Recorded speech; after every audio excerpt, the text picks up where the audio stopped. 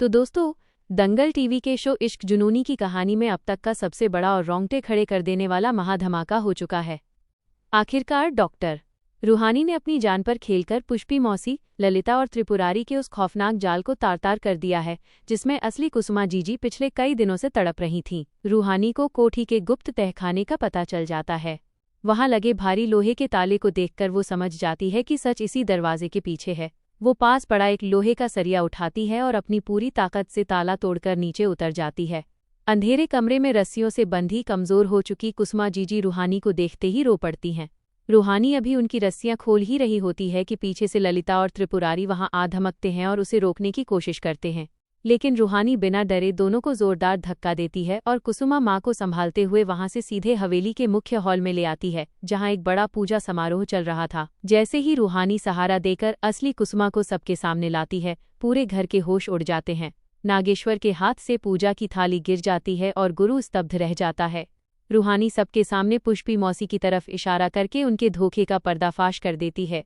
इसके बाद खुद कुसुमा माँ कांपती आवाज में उस खौफनाक दिन का सच बताती हैं कि कैसे एक दिन मंदिर जाते वक्त रास्ते में त्रिपुरारी ने उन्हें नशीली दवा सूंघाकर बेहोश किया था और इस तहखाने में कैद करके उनकी जगह नकली कुसुमा यानी पुष्पी को लाकर बिठा दिया था, जिसमें ललिता भी पूरी तरह शामिल थी।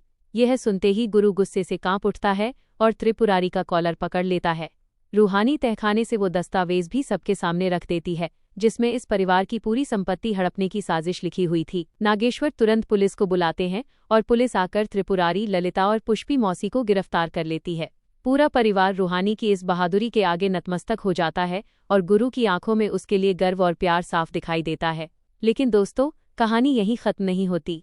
जेल जाते जाते ललिता एक खतरनाक धमकी दे जाती है कि असली तूफान अभी बाकी है, और तभी हवेली के बाहर एक अनजान शख्स एक पुराना लिफाफा देकर गायब हो जाता है। उस लिफाफे के अंदर एक पुरानी तस्वीर और चिट्ठी मिलती है, जिसे देखते ही कुसुमा और नागेश्वर के चेहरे का रंग उड़ जाता है। अब देखना ये बेहद रोमांचक होगा कि आखिर उस पुरानी तस्वीर में अतीत का ऐसा कौन सा खौफनाक राज छुपा है, जिसे देखकर असली कुसुमा माँ भी डर गईं। क्या रूहानी आने वाले इस नए तूफान से भी अपने परिवार को बचा पाएगी? दोस्तों, अगर आप भी रूहानी के इस जांबाज कदम के सपोर्ट में हैं, तो वीडियो को लाइक और चैनल को सब्सक्राइब करके कमेंट में आई सपोर्ट रूहानी जरूर लिखें।